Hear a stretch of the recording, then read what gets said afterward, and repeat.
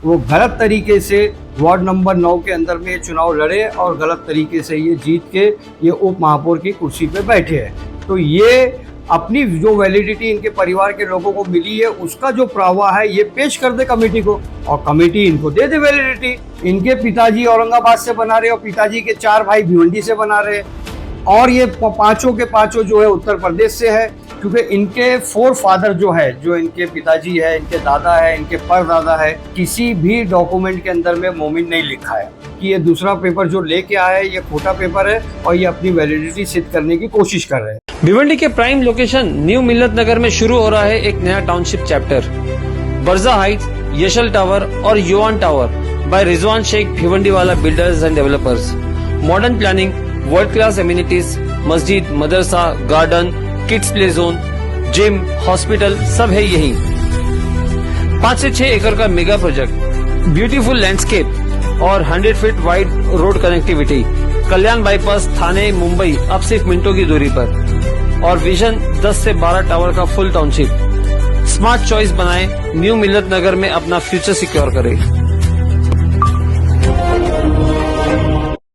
इस्माइल भाई जानकारी देंगे कि क्या मामला हुआ है? डिप्टी मेयर को डिप्टी मेयर की सीट खतरे में, ऐसा हमें सुनाई दिया है। क्या मामला है, इसके बारे में बताइए। देखिए, आप सभी पत्रकारों का मैं बहुत बहुत शुक्रिया अदा करता हूं कि आप लोगों ने इस मसले को कवरेज करने के लिए आप लोग सब मेरे पास में आए और मैं यकीन दिलाता हूं कि मैं पूरी खुलासे के साथ और सच्चाई के साथ भिवंडी आवाम को ये मसला पूरा खुलासे से मैं करूंगा। सबसे पहले तो देखिए कि मेरा जो आरोप या जो मैंने एलिगेशन इसके ऊपर लगाया हूँ वो मैंने गवर्नमेंट के डॉक्यूमेंट्स के बेस के ऊपर में लगाया हूँ। मैं जितने भी डॉक्यूमेंट्स हैं, ये तकरीबन 300 पेजेस के डॉक्यूमेंट्स हैं, मैंने स्क्रूटनी कमेटी के सामने पेश किया हूँ। दूसरी बात, ये उत्तर प्रदेश से तारिक अब्दुल बारी मोमिन जो हमारे वार्ड नंबर 9 के नगर सेवक है और हमारे शहर के उप महापौर हैं, वो जो उत्तर प्रदेश से बिलोंग करते हैं वो मेरा विरोध नहीं है, क्योंकि उत्तर प्रदेश से मैं भी बिलोंग करता हूँ। दूसरी चीज़, वो प्रतापगढ़ ज़िले से है, उस प्रतापगढ़ ज़िले से मैं भी हूँ। उनकी कास्ट मोमिन ओबीसी में आती है, मेरी कास्ट रंगरेज ओबीसी में आती है। मेरा विरोध इस बात पे नहीं है, मेरा विरोध इस बात पे है कि तारिक अब्दुल बारी मोमिन जिन्होंने कॉन्टेस्ट किया था जनवरी के अंदर में वार्ड नंबर 9 के अंदर में चुनाव ओबीसी से, तो उस वक्त उन्होंने कम्युनिटी के सामने जो है ना राइटिंग में लिख के दिए थे उन्होंने कि मैं चुनाव जीतने के बाद में अपनी प्रावा जो है 1967 के पहले का प्रावा कमेटी के सामने पेश कर दूंगा। तो जब चुनाव 2026 के अंदर में 16 जनवरी को डिक्लेयर हो गया था, 2, 5, 10 दिन 15 दिन के अंदर में इनको कर देना चाहिए था, लेकिन इन्होंने नहीं किया। फिर उसके बाद में मैंने एप्लीकेशन स्क्रूटनी कमेटी को दिया, डेट लगी, उस डेट के अंदर में भी इन्होंने नहीं दिया, क्योंकि इनके 4 फादर जो है, जो इनके पिताजी है, इनके दादा है, इनके परदादा है, ये सब प्रतापगढ़ जिले से है और वहाँ पर मोमिन जो है किसी भी डॉक्यूमेंट के अंदर में मोमिन नहीं लिखा है। लेकिन जो माइग्रेंट फैमिलीज होती है जो उत्तर प्रदेश से महाराष्ट्र में आते हैं, तो उनको भी ओबीसी वैलिडिटी करके मिलती है, ऐसा नहीं कि नहीं मिलती है, लेकिन उसके लिए ज़रूरी ये है कि 1967 के पहले आपको ये साबित करना पड़ेगा कि आप यहाँ के रेसिडेंट्स थे, आप यहाँ पर आपका जो है कास्ट उस जगह पे लिखा हुआ रहना चाहिए 1967 के पहले के प्रावा में। प्रावा आप अगर बाद में बनाते हो 67 के बाद, मान लो आप 80s में बनाते हो, 85 में बनाते हो, 90 में बनाते हो और उसमें मेंशन करते हो 1967 के पहले का, तो ये गवर्नमेंट में वैलिडिटी के लिए अप्रूवल नहीं है। तो मैं सिर्फ इतना चाहता हूं कि इनके परिवार के अंदर में जो कई लोगों ने कास्ट सर्टिफिकेट बनाए हैं और कई लोगों को वैलिडिटी मिली है, तो ये अपनी जो वैलिडिटी इनके परिवार के लोगों को मिली है उसका जो प्रावा है ये पेश कर दे कमेटी को और कमेटी इनको दे दे वैलिडिटी। लेकिन प्रावा वैलिडिटी के लिए काबिल नहीं है, इनकम्प्लीट प्रावा है और ये चुनाव जो लड़े थे वो गलत तरीके से वार्ड नंबर 9 के अंदर में ये चुनाव लड़े और गलत तरीके से ये जीत के ये उप महापौर की कुर्सी पे बैठे हैं। तो मेरा सिर्फ और सिर्फ कमेटी से ये मांग है, अपना महाराष्ट्र गवर्नमेंट से भी ये मांग है कि डॉक्यूमेंट की वेरिफिकेशन कायदे से की जाए, सही तरीके से की जाए और कोई खोटा पेपर अगर ये लगाते हैं और ऐसा पेपर अगर ये लगाते हैं कि इनके पूरे परिवार के अंदर में वो पेपर ना लगाओ और लोगों ने कास्ट सर्टिफिकेट बनाए और वैलिडिटी लिए, तो इसका मतलब ये है कि ये दूसरा पेपर जो लेके आया है ये खोटा पेपर है और ये अपनी वैलिडिटी सिद्ध करने की कोशिश कर रहे हैं।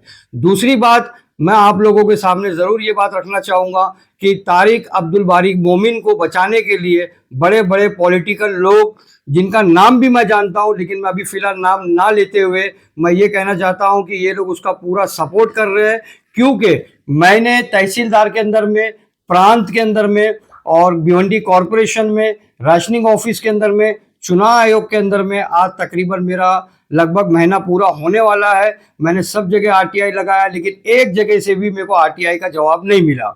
दूसरी बात, तारिक अब्दुल बारी जो इनके वालिद बारी है, इन्होंने अपनी कास्ट सर्टिफिकेट औरंगाबाद से बनाई है। तो जब फादर ने औरंगाबाद से कास्ट सर्टिफिकेट बनाई है और उसी कास्ट सर्टिफिकेट के बेस के ऊपर में तारिक अब्दुल बारी ने अपनी सर्टिफिकेट बनाई है, तो इनको अपने पिताजी का सबसे पहले प्रावा देना है कि औरंगाबाद से ये थे और इनके पास जो डॉक्यूमेंट्स है वो कमेटी के सामने रख दें। तो ये अपने पिताजी का भी नहीं रख रहे, अपना भी नहीं रख रहे। दूसरी बात, इनके पिताजी औरंगाबाद से बना रहे और पिताजी के 4 भाई भिवंडी से बना रहे और ये पांचों के पांचों जो है उत्तर प्रदेश से है और उनके डॉक्यूमेंट वहाँ इलेक्शन कार्ड, उनके वोटर लिस्ट, उनके राशन कार्ड, उनके जितने भी डॉक्यूमेंट्स है, ज़मीन के 7/12 सब यूपी के। और आप लोगों को एक चीज़ मैं आप ज़रूर बताऊंगा कि कमेटी के अंदर में जब 12 तारीख को पहली हियरिंग हुई, उस हियरिंग के अंदर में जो डॉक्यूमेंट मैंने पेश किया था कमेटी के सामने, कमेटी के आदेश के हिसाब से मुझे कहा गया कि ताबड़तोड़ आपको ये डॉक्यूमेंट्स अपोनेंट यानी कि तारिक बारी अब्दुल मोमिन को देना है। मैंने वहाँ पर सबमिशन करवा दिया। 23 तारीख को जब मैंने बहुत सारे डॉक्यूमेंट्स निकाल के कमेटी के सामने रखा, तो कमेटी ने वहाँ पर मुझे ये आदेश दी थी कि आपको ये डॉक्यूमेंट ताबड़तोड़ इनको देना है। मैंने वो टाइम पे भी डॉक्यूमेंट इनको पूरा दे दिया। उस टाइम पे कमेटी ने तारिक अब्दुल बारी मोमिन को 30 तारीख का टाइम दी थी कि 30 तारीख आपको 1967 के पहले का प्रावा सबमिट करना है। जब 30 तारीख को हम लोग वहाँ पर मौजूद थे कमेटी के सामने, इन लोगों ने जो डॉक्यूमेंट दिया वो डॉक्यूमेंट हम लोगों को प्रोवाइड नहीं किया गया। हम लोगों को ये कहा गया कि आप अर्जी दीजिए और आपको डॉक्यूमेंट दी जाएगा। तो हम लोग ने कहा ठीक है और हम लोग ने वो अर्जी दे दी है। लेकिन अर्जी देने के बाद में 31 मार्च को छुट्टी थी। फिर 1 अप्रैल को जब हम लोग वहाँ गए तो हम लोग को बोले नहीं अभी नहीं मिलेगा और बाद में मिलेगा। ऐसा कई मरतबा हम लोग ने वहाँ से कांटेक्ट किए, जाने की कोशिश किए, लेकिन डॉक्यूमेंट हम लोगों को अभी तक प्रोवाइड कमेटी नहीं कर रही है। हमारे डॉक्यूमेंट जगह पे ऑन द स्पॉट उनको देने के लिए कहा गया और उनके डॉक्यूमेंट अभी तक हम लोगों को नहीं दिए। मेरा ये मानना है कि ये लोग कोई ऐसा डॉक्यूमेंट अपने दादा का जो अब्दुल रहीम नाम है उनका या अपने बड़े अब्बा का किसी का डॉक्यूमेंट ये लोग इस तरीके से बनाने की कोशिश में है भिवंडी में, कि भिवंडी में ये कहीं रहते थे और किसी स्कूल में पढ़े हुए हैं और ये फेक डॉक्यूमेंट बना के ये कमेटी के सामने प्रोसीड करेंगे और उसी बेस के ऊपर में ये वैलिडिटी लेंगे। लेकिन अगर ये ऐसा करते हैं तो मैं उन लोगों को आगाह करना चाहता हूँ, ख़ास तौर से भिवंडी शहर की स्कूल के जो टीचर्स हैं, जो HM हैं, आप लोग इस बात का ध्यान रखें कि कोई भी ऐसा नाम जो इनके फैमिली से मैच होता हो, आप अगर इनको सर्टिफिकेट देंगे वो नाम का, तो ये लोग कमेटी के सामने रखेंगे और उसकी स्क्रूटनी होगी, उसकी रिसर्च होगी। कहीं ऐसा ना हो कि कोई निर्दोष, कोई बेगुनाह टीचर इसके अंदर में इन्वॉल्व हो जाए और बेचारा फंस जाए, जिसको मालूम ना हो कि ये काम चल रहा है। तो मेरी ये अपील आप लोगों के माध्यम से आवाम को है। आपको ये पता कब चला कि उनके डॉक्यूमेंट जो है वो? मुझे इलेक्शन के रिजल्ट आने के बाद में तकरीबन 1 हफ्ते के बाद में मुझे मालूम पड़ा कि इनके डॉक्यूमेंट जो है वो इनकम्प्लीट है, अनसेटिस्फाइड है। कहाँ से पता चला आपको ये चीज़ें? ये डॉक्यूमेंट्स जितने भी कैंडिडेट जो लड़ते हैं चुनाव, तो वो अपने एफिडेविट के अंदर में पूरे डॉक्यूमेंट सबमिट करते हैं, तो हमको कॉर्पोरेशन से, अपना चुनाव आयोग से मिलता है। ये सवाल तो इलेक्शन कमीशन के ऊपर भी उठता है कि उसके पहले जब डॉक्यूमेंटेशन होता है, उनको अपने सारे फॉर्म, सारी चीजें जमा करनी होती है, तो क्या उन्होंने बिना जांच किए, बिना चेक किए उनके फॉर्म को, उनके डॉक्यूमेंट को एक्सेप्ट कर लिया? मैंने आपको पहले भी कहा कि जब जो OBC से कैंडिडेट होता है उसको अपने डॉक्यूमेंट जो है कोकन आयुक्त के सामने, कमेटी के सामने पेश करना पड़ता है और वहाँ से उसको एक लेटर लेना पड़ता है। वो लेटर चुनाव आयोग को देके चुनाव के अंदर में पार्टिसिपेट करना होता है।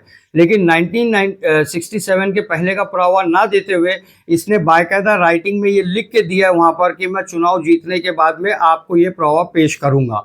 तो इसको वहाँ से वो स्लिप मिली और वो चुनाव लड़ा है।